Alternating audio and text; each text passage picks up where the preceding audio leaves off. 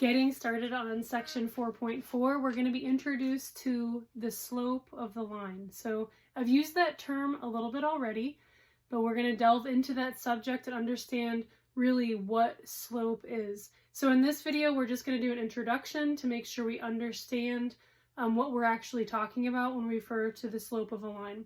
So if we look at the board here, we see that the definition, the mathematical definition of slope, is your change in y divided by your change in x. So what you have to do is see what your y value is on the first and what your y value is on the second, and what's the difference between those. And then the same thing for your x. So what's the value of your x on the first point and your value on the x of the second point, and what's the difference between them. So then you put your y, your change in y, over your change in x, and that'll give you the slope.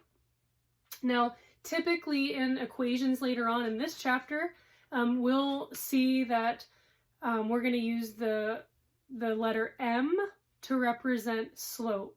So in math, from here on out, a lot of times, and especially when we're dealing with graphing lines, the letter m is going to mean slope. So anytime you see m in a general or a generic standard formula, we want to think, okay, the m equals slope, okay?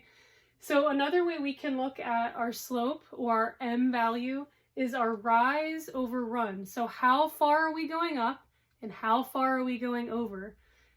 So we always work on our y-axis first, since that's our numerator or our top value. So are we going up or down? And then we're always moving right on the number line. So the bottom number will always be positive. The top number is what will be positive or negative, depending on if you're going up or down from the first point. So I have a very basic example here. This line is drawn at about a 45-degree angle. And so we're going to look at the slope of this line. So this is our first point. And we have to go 5 units up. So 5 units up would be our y direction. So we put that on top. And then from that point, we're going to have to go 5 units over to the right. So again, we're always moving up or down from our first point and then moving right across the coordinate system or across the line. So we're always moving to the right. So the bottom value would also be 5. So in this case, our rise over run would be 5 over 5. Or our change in y over our change in x would be 5 units up, 5 units over. And if you have a fraction of 5 over 5, that can be reduced to 1.